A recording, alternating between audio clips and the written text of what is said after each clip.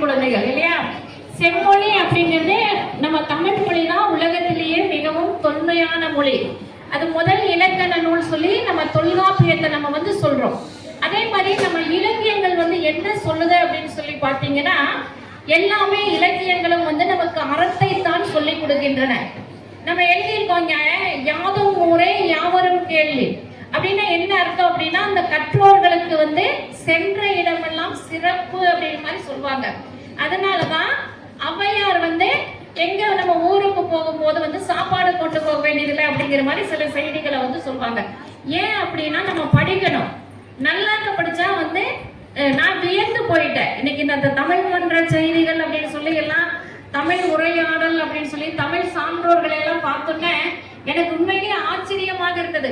ஒரு 9ஆம் வகுப்பு வரை படிக்கின்ற மாணவர்கள்லாம் இதை செய்திருக்கிறீங்க. மிக மிக ஆச்சரியமாக இருந்தது. அத நம்ம அம்மா அவர்களுக்கு தான் நன்றி சொல்லணும். தலைமை ஆசிரியர்கள் வந்து உங்களை அந்த அளவுக்கு வழி நடத்தி இருக்கிறார். உங்களுக்கு அந்த சுதந்திரத்தை கொடுத்து செய்யுங்க அப்படின்னு சொல்லியிருக்காங்க. ரொம்ப ஆச்சரியமாக இருந்தது. நான் மிக்க அப்படியே மறந்து போயிட்டேன். நீ என்ன பேசுறது அப்படிங்கறது நான் எல்லாத்தையும் கேதர் பண்ணிட்டு வந்தது பூராமே நீங்க அந்த ஒரு நடனமாவும் ஒரு இசையாவும் சொன்ன மெய் மறந்து நான் உட்கார்ந்துட்டேங்க. அடுத்து நம்ம பட்டிமன்றத்துல என்ன பேசுறது அப்படிங்கிற மாதிரி அப்படியே ஏன்னா பாரதியாரையும் நம்ம வள்ளுவரையும் ஔவையாரையும் சேர சோழ பாண்டியர்களை எல்லாம் நம்ம பார்த்தது கிடையாது, படிச்சிருக்கோம்.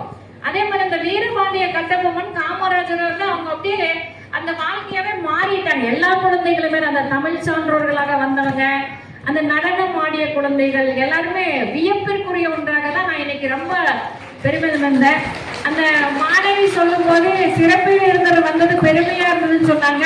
நிச்சயமாக இல்லைங்க, உங்களை பார்த்ததான் எனக்கு ரொம்ப பெருமையாக இருந்தது. இந்த தருணத்துல வந்து அந்த ஆசிரியர்களுக்கும் நம்ம தலைமை ஆசிரியர் அம்மா ஜோஸ்பின் ஸ்டெல்லா அம்மா அவர்களுக்கும் நான் நன்றியை தெரிவித்துக் கொள்கிறேன். ஏன்னா இன்னைக்கு வரல அப்படின்னா இந்த மாதிரி ஒரு கண்கொள்ளா காட்சிகளை நம்ம மீண்டும் நினைச்சாலும் பார்க்க முடியாது. அவங்க சொல்ற மாதிரி அந்த ராமாயண காலமோ சிலப்பதிகாரத்த காலையெல்லாம் நம்ம பார்த்தது கிடையாது. ஆனா அந்த சேர சோழ பாண்டியர்களையும் ஔவையார்களையும் நிறுத்தின விதம் அப்படிங்கிறது வந்து மிக மிக சிறப்பாக இருந்தது. இதை வந்து எதிர்பார்க்கவே இல்லை. இந்த அளவுக்கு குழந்தைகள் வந்து இருப்பாங்களா? ஏன்னா நீங்க சொல்றீங்களே அந்த செல்போன்ல தான் மூழ்கி கொண்டிருக்கிறார்கள். எல்லாரோட சிந்தனையுமே செல்போன்ல தான் இருக்கு.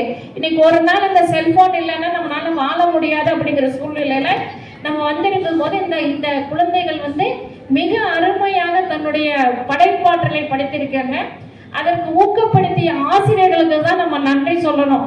ஆசிரியர் பணி அறப்பணி அப்படின்னு சொல்லிட்டு இங்க இருக்கிற அத்தனை ஆசிரியர்களும் உங்களுக்கு வந்து தலைமை ஆசிரியர் நல்ல தலைமை ஆசிரியர் கிடைச்சிருக்காங்க.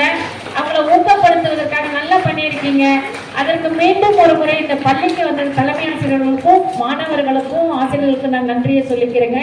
நான் திருப்பி சொல்றது என்னன்னா, நான் வியந்து அப்படியே மறந்தே உட்கார்ந்துட்டேன். அதுதான் நடந்தது. அந்த அளவுக்கு ஒரு தமிழோட சிறப்புகள் இவ்வளவு இருக்கு. அதை நீங்க வந்து மேலும் மேலும் வளர்க்கணும்.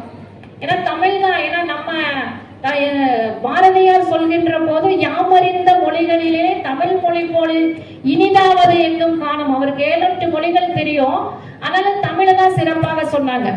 அதே மாதிரி ஔவையார் சொன்னது உண்பது நாளை உடுப்பது 2. இதுதான் யாதும் ஊரே யாவரும் கேளு. இதுல 2வது வார்த்தையை நம்ம எடுத்துக்கணும்.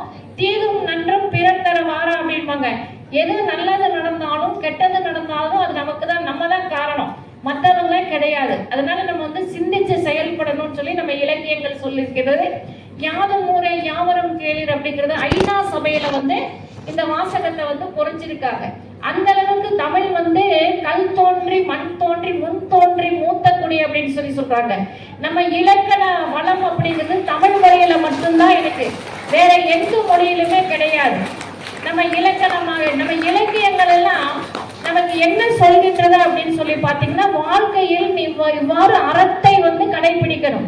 எந்த இலக்கியங்களாக இருந்தாலும் சரி நமக்கு எதை வலியுறுத்துகிறது என்று சொன்னால் அந்த இலக்கியம் வந்து அறத்தை செய்ய வேண்டும், அறம் செய்ய விரும்பு அப்படின்னு சொல்லி ஔவையார் சொன்னாங்க. தந்தை தாய்ப்பேர் இங்க இருக்கிற குழந்தைகள் எல்லாருமே நம்ம முடிந்த அளவு நல்லது செய்ய வேண்டும். சரியா? நல்லது அல்லது செய்தல் ஆற்றீராயனும், நல்லது செய்தல் ஆற்றீராயனும் அல்லது செய்யல் அப்படின்னு சொல்லுவாங்க. நம்மனால வந்து நல்லது செய்ய முடியலைன்னா கண்டிப்பாக தீமையை செய்யாதீர்கள்.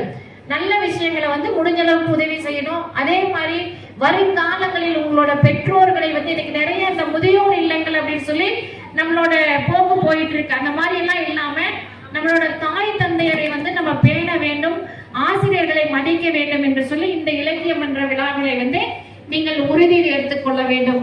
தமிழ்ல வந்து நம்ம இல்லாத விஷயங்களை இல்ல தேடி பார்க்கணும். சரியா?